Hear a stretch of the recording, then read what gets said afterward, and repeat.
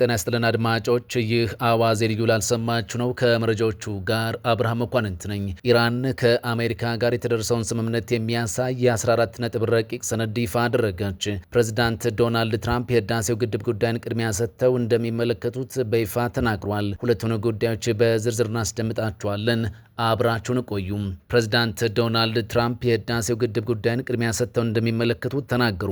የአሜሪካው ፕሬዚዳንት ዶናልድ ትራምፕ በህዳሴው ግድብ ዙሪያ ግብጽ ከኢትዮጵያ ጋር የገባችውን አለመግባባት ቅድሚያ ሰጥተው እንደሚመለከቱትና ፍትሐዊ የሆነ መፍትሄ እንደሚፈልጉለት ተናግረዋል። ፕሬዚዳንቱ ይህንን ያሉት በፈረንሳይ በተካሄደውና ትላንት ረቡዕ በተጠናቀቀው የቡድን 7 አባል ሀገራት ስብሰባ ወቅት ከግብፁ ፕሬዚዳንት አብዱል ፈታህ አልሲሲ ጋር በተገናኙበት ጊዜ ነው። አሜሪካን ጨምሮ ፈረንሳይ፣ ዩናይትድ ኪንግደም፣ ጀርመን፣ ጃፓን፣ ጣሊያንና ካናዳ አባል በሆኑበት እንዲሁም የአውሮፓ ህብረት በተካተተበት የበለጸጉ ሀገራት ስብስብ የሆነው የቡድን 7 ጉባኤ ላይ ከአፍሪካ የግብፅና የኬንያው ፕሬዝዳንት ተሳትፏል። በዚህ ጉባኤ አጋጣሚ ትራምፕ ከአልሲሲ ጋር በጋዜጠኞች ፊት ባደረጉት ውይይት በኢትዮጵያ የተገነባው ታላቁ የኢትዮጵያ ህዳሴ ግድብ በግብፅ ላይ ችግር እየፈጠረ እንደሆነ አውቃለሁም ብለዋል። ኢትዮጵያ በአባይ ወንዝ ላይ የህዳሴ ግንባታን ከጀመረችበት ጊዜ አንስቶ ከሱዳንና ግብጽ ጋር አለመግባባት ውስጥ ቆይታለች። ግብጽ፣ ኢትዮጵያና ሱዳን ለ14 ዓመታት በአባይ ወንዝ ጉዳይ ከስምምነት ለመድረስ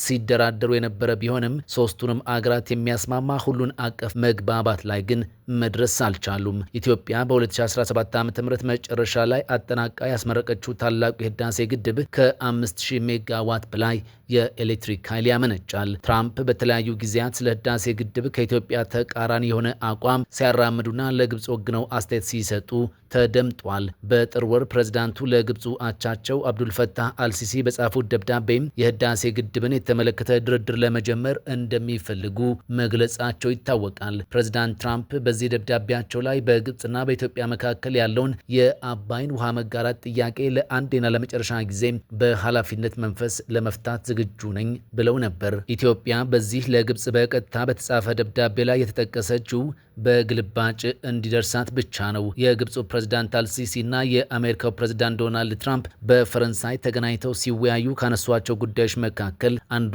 የታላቁ ህዳሴ ግድብ ነው። ፕሬዝዳንት አልሲሲ የአባይ ወንዝ ጉዳይ ለግብጽ ያለውን ጠቃሚነት ተናግረው ትራምፕ ጉዳዩን ለመፍታት ፍላጎት በማሳየታቸው አመስግነዋል። ከግብጽ ፕሬዝዳንት ጋር በመገናኘቴ ክብር ይሰማኛል ያሉት የአሜሪካው ፕሬዝዳንት ትራምፕ እሱ በመላው ዓለም የተከበረ ሰው ነው፣ ግንኙነታችን ጠንካራ ነው፣ የግል ግንኙነታችንም ለረጅም ጊዜም እንዲሁ ጠንካራ ነው ሲሉ አልሲሲን አሞካሽቷል። ትራምፕ አክለውም በግድቡ ፕሮጀክት ጉዳይ እያገዝኩት ነው፣ በጋራ እየሰራንበት ነው በማለት በጥምረት እየሰሩ መሆኑን አረጋግጧል። ኢትዮጵያ ፍትሐዊ ባልሆነ መንገድ ነው ግብጽንና የግድቡን ጉዳይ እያስተናገደች ያለችው ያሉት ትራምፕ ከግብጽ ጋር ከአባይ ባሻገር በንግድ ጉዳዮችም አብረው እንደሚሰሩ ጠቅሰዋል። የአሜሪካው ፕሬዝዳንት ዶናልድ ትራምፕ በመጀመሪያው ስልጣን ዘመናቸው የግድቡን ጉዳይ ፈተውት እንደነበር ጠቅሰው ነገር ግን በተጭበረበረ ምርጫ ተሸንፈው ነገሮች መበላሸታቸውን ተናግሯል። በመቀጠልም እስኪ በድጋሜ ነገሩን እናየውና ችግሩን እንፈተዋለን ሲሉ ለግብጽ ያላቸውን ውግንና በግልጽ አሳይቷል።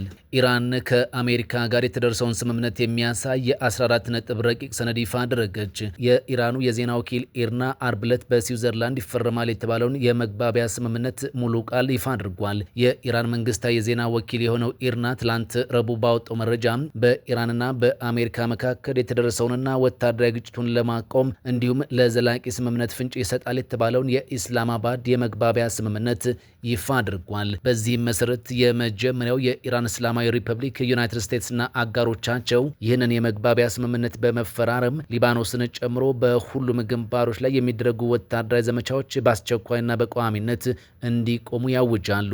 አንዱ በሌላው ላይ ጦርነት ወይም ወታደራዊ ዘመቻ ላለመጀመር፣ የኃይል ማስፈራሪያ ላለመጠቀም እንዲሁም የሊባኖስን ሉዓላዊነትና የግዛት አንድነት ለማክበር ቃል ይገባሉ። ሁለተኛ ኢራንና አሜሪካ የየራሳቸውን ሉዓላዊነትና የግዛት አንድነት ለማክበር እንዲሁም አንዱ በሌላው የውስጥ ጉዳይ ጣልቃ ላለመግባት ቃል ይገባሉ።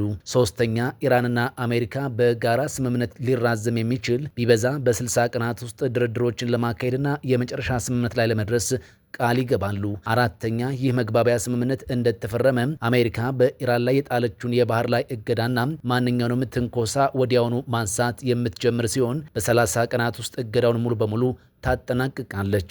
በዚህ ጊዜ ውስጥ የባህር ላይ ትራፊክ በኢራን ወደ ነበረበት የቅድመ ጦርነት ደረጃ እንዲቀጥል ይደረጋል። አሜሪካ የመጨረሻው ስምምነት ከተፈረመ በ30 ቀናት ውስጥ ወታደራዊ ኃይሎቿን ከኢራን አካባቢ ለማስወጣትም ቃል ትገባለች። አምስተኛ፣ ይህ የመግባቢያ ስምምነት ከተፈረመ በኋላ ኢራን በፋርስ ባህረ ሰላጤና በኦማን ባህረ ሰላጤ መካከል የንግድ መርከቦች ለ60 ቀናት ያህል ያለምንም ክፍያ በሰላም እንዲያልፉ የተቻላትን ጥረት ታደርጋለች። የንግድ መርከቦች ጉዞ ወዲያውኑ የሚቀጥል ሲሆን በኢራን የሚከናወኑ የቴክኒክና የወታደራዊ መሰናክሎች እንዲሁም የፈንጂ ማጽዳት ስራዎች እንደተጠናቀቁም በ30 ቀናት ውስጥ ሙሉ በሙሉ ወደ ነበረበት ይመለሳል። ስድስተኛ፣ አሜሪካ ከቀጠናዊ አጋሮቿ ጋር በመሆን ለኢራን መልሶ ግንባታና ኢኮኖሚያዊ ልማት ቢያንስ 300 ቢሊዮን ዶላር ትከፍላለች። የዚህ ፕሮግራም አተገባበር ዘዴ የመጨረሻው ስምምነት አካል ሆኖም በ60 ቀናት ውስጥ ይጠናቀቃል።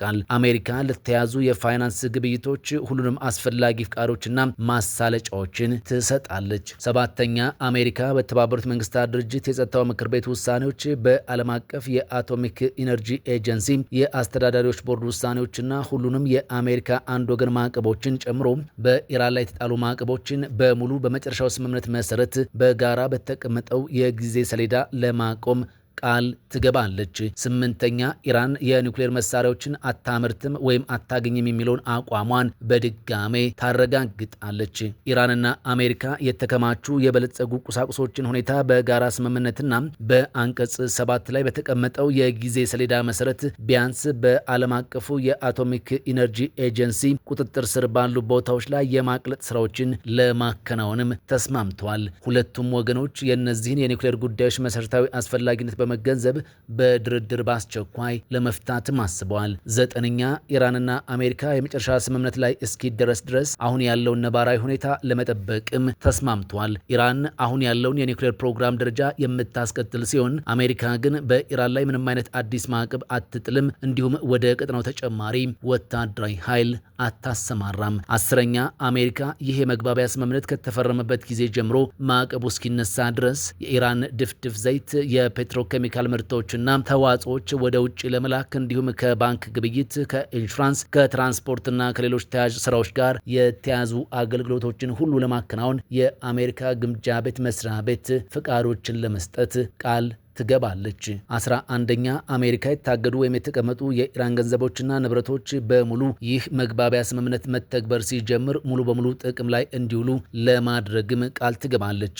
12ኛ፣ ኢራንና አሜሪካ የዚህን የመግባቢያ ስምምነት በተሳካ ሁኔታ መተግበሩንና የወደፊቱን የመጨረሻ ስምምነት ተገዥነት ለመቆጣጠር የአፈጻጸም ዘዴን ለማቋቋም ተስማምቷል። 13 ይህ የመግባቢያ ስምምነት ከተፈረመ በኋላ በአንቀጽ 1፣ 4፣ 5፣ 10 እና 11 አተገባበር መጀመርና መቀጠል ላይ በመመስረት ኢራንና አሜሪካ በቀሩት አንቀጾች ላይ ብቻ ያተኮረ የመጨረሻ ስምምነት ድርድር ይጀምራሉ። 14 የመጨረሻው ስምምነት በተባበሩት መንግስታት ድርጅት የጸጥታው ምክር ቤት አስገዳጅ ውሳኔ ይጸድቃል ተብሏል።